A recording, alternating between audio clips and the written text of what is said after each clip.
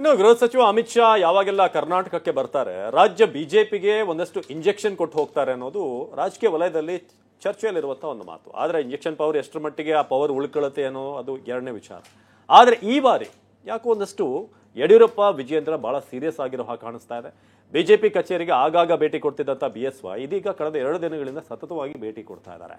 ಹಾಗಾದ್ರೆ ಅಮಿತ್ ಶಾ ಬಂದ್ ಹೋದ್ಮೇಲೆ ಬಿಜೆಪಿಯಲ್ಲಿ ಏನ್ ಡೆವಲಪ್ಮೆಂಟ್ ಆಗ್ತಾ ಇದೆ, ಏನದು ಮನೆ ರಿಪೋರ್ಟ್ ನೋಡೋಣ.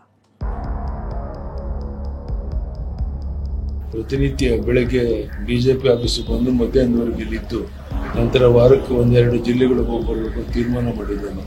ಆದರೆ ನಾವೆಲ್ಲರೂ ಸಹ ಪಕ್ಷದ ಹಿರಿಯರು ವ್ಯತ್ಯಾಸಗಳನ್ನ ಮರೆತು ನೀವೆಲ್ಲರೂ ಕೂಡ ಒಟ್ಟಾಗಿ ಒಂದಾಗಿ ಹೋಗಬೇಕು. ಈ ಶುದ್ಧೀಕರಣದ ಬಗ್ಗೆ ಕೇಂದ್ರದ ಗಮನ ಕೊಡ್ತಾರೆ ಅಂತ ವಿಶ್ವಾಸ ನನಗಿದೆ. ಅದಾದ ನಂತರ ಬಿಜೆಪಿಗೆ ಹೋಗೋ ಬಗ್ಗೆ ಚಿಂತನೆ ಮಾಡ್ತೇನೆ. ಕೇಂದ್ರ ಗೃಹ ಸಚಿವ ಅಮಿತ್ ಶಾ ಬೆಂಗಳೂರಿಗೆ ಬಂದು ಹೋದಾಗ್ಲೆಲ್ಲ ರಾಜ್ಯ ಬಿಜೆಪಿಗೊಂದು ಇಂಜೆಕ್ಷನ್ ಕೊಟ್ಟು ಹೋಗ್ತಾರೆ. ಇದು ಪಕ್ಷದ ಪಡಸಾಲೆಯಲ್ಲಿ ಹಿಂದಿನಿಂದಲೂ ಇರೋ ಮಾತು. ಮತ್ತೊಮ್ಮೆ ಅದಕ್ಕೆ ಪೂರಕ ಬೆಳವಣಿಗೆಗಳು ನಡೆದಿವೆ. ಮೊನ್ನೆ ಅಮಿತ್ ಶಾ ಭೇಟಿ ಮಾಡಿದ ಬಳಿಕ ಕೋರ್ ಕಮಿಟಿ ಸಭೆಗಳಿಗಷ್ಟೇ ಬಿಜೆಪಿ ಕಚೇರಿಗೆ ಬರ್ತಿದ್ದ ಯಡಿಯೂರಪ್ಪ ನಿನ್ನೆಯಿಂದ ಸತತವಾಗಿ 2 ದಿನ ಬಂದು 2 ಗಂಟೆಗಳ ಕಾಲ ಕುಳಿತು ಹೋಗ್ತಿದ್ದಾರೆ. ಗುರುವಾರ ರಾತ್ರಿಯ ಭೇಟಿ ವೇಳೆ ಅಮಿತ್ ಶಾ ನೀಡಿದ್ದ ಸಲಹೆಯಂತೆ ಯಡಿಯೂರಪ್ಪ ಬಿಜೆಪಿ ಕಚೇರಿಗೆ ಬರ್ತಿದ್ದಾರೆ ಅಂತ ಹೇಳಲಾಗ್ತಿದೆ. ನೆನೆ ಅಮಿತ್ ಶಾ ಭೇಟಿ ಬಳಿಕ ಮಾಜಿ ಸಿಎಂ ಬಸವರಾಜ ಬೊಮ್ಮಾಯಿ ಜೊತೆ ವಿಜಯೇಂದ್ರ ಚಹಾದೊಂದಿಗೆ 1.5 ಗಂಟೆ ಕಾಲ ಹೋಟೆಲ್ನಲ್ಲೇ ಕುಳಿತು ಮಾತನಾಡಿದ್ರು. ಹಿರಿಯರ ಜೊತೆಗಿನ ಸಮನ್ವಯತೆ ಮತ್ತು ಅಸಮಾಧಾನಿತರನ್ನ ಖುದ್ದಾಗಿ ವಿಶ್ವಾಸಕ್ಕೆ ತಗೊಂಡು ಮಾತನಾಡಿ ಪರಿಹರಿಸಿಕೊಳ್ಳಲು ಆರ್ಎಸ್ಎಸ್ ಮತ್ತು ಅಮಿತ್ ಶಾ ಕಡೆಯಿಂದ ವಿಜಯೇಂದ್ರಗೆ ನಿರ್ದೇಶನ ಸಿಕ್ಕಿದೆ.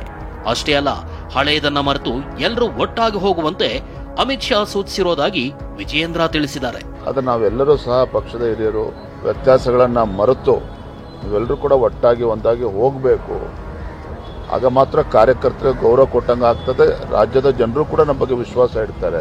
ಹಾಗಾಗಿ ಹಳೆದನ್ನೆಲ್ಲ ಮರೆತು ನೀವೆಲ್ಲರೂ ಒಟ್ಟಾಗಿ ಹೋಗಬೇಕು ನಮ್ಮ ಕಿವಿ ಮಾತನ್ನು ಅವರು ತಿಳಿಸಿಕೊಟ್ಟಿದ್ದಾರೆ.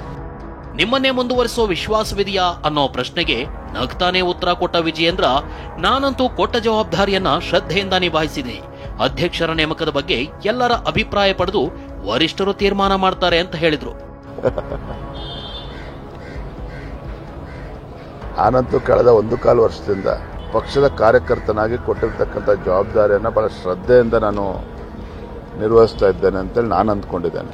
ಎಲ್ಲ ಜಿಲ್ಲೆಯ ಅಧ್ಯಕ್ಷರುಗಳು ಅವರೆಲ್ಲ ಅಭಿಪ್ರಾಯ ಪಡೆದುಕೊಂಡು ಪಕ್ಷದ ಮುಖಂಡರನ್ನ ಅಭಿಪ್ರಾಯ ಪಡೆದುಕೊಂಡು ಅಂತಿಮವಾಗಿ ಏನಾಗಬೇಕು, ಯಾರನ್ನು ಮಾಡಿದ್ರೆ ಒಳ್ಳೇದಾಗುತ್ತೆ, ಅಂತಿಮ ತೀರ್ಮಾನ ಸದ್ದೆಲ್ಲ ಆಗುತ್ತೆ ಅನ್ನೋ ವಿಶ್ವಾಸ ಇದೆ. ಈ ಮಧ್ಯೆ ಪಕ್ಷದಿಂದ ಉಚ್ಚಾಟಿತರಾಗಿರೋ ಮಾಜಿ ಡಿಸಿಎಂ KS ಈಶ್ವರಪ್ಪ ಅವರನ್ನ ವಾಪಸ್ ಕರೆತರೋ ಬಗ್ಗೆ ಪಕ್ಷದಲ್ಲಿ ಚರ್ಚೆಗಳಾಗಿವೆ ಎನ್ನಲಾಗಿದೆ.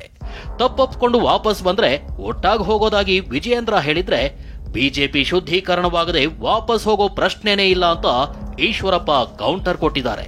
ಅವ್ರು ಆಗಿರ್ತಕ್ಕಂಥ ತಪ್ಪುಗಳು ಅರ್ಥ ಮಾಡ್ಕೊಂಡು ಯಾರೇ ಪಕ್ಷಕ್ಕೆ ಬಂದರೂ ಕೂಡ ಪಕ್ಷದ ವೇದಿಕೆಯಲ್ಲಿ ಚರ್ಚೆ ಮಾಡಿ ಅದ್ರ ಬಗ್ಗೆ ಏನು ಸರಿಯಾದಂಥ ತೀರ್ಮಾನ ಆಗಬೇಕು. ಯಾಕಂದ್ರೆ ನಾವಲ್ಲ ಇಲ್ಲ, ಯಾಕಂದ್ರೆ ರಾಷ್ಟ್ರ ಮಟ್ಟ ಏನು ತಪ್ಪು ಅನ್ನೋದು ಅವ್ರು ಹೇಳಿ, ಏನು ತಪ್ಪು ಮಾಡಿ ಹೋಗಿದ್ದಾರೆ ಅಂತ ಎಲ್ಲರ ಬಗ್ಗೆ ಹೇಳಿದರೆ ಆವಾಗ ಆ ತಪ್ಪುಗಳೇನು ಬಗ್ಗೆ ಏನು ಮತ್ತು ಅವರೇನೇನು ತಪ್ಪು ಮಾಡಿದ್ದಾರೆ ಅಂತ ಅವ್ರ ಗಮನಕ್ಕೆ ತರೋಂಥ ಪ್ರಯತ್ನವನ್ನು ಮಾಡಿ ಚರ್ಚೆ ಮಾಡಿ ತೀರ್ಮಾನಗಳು ತಗೋಬೇಕಾಗುತ್ತೆ.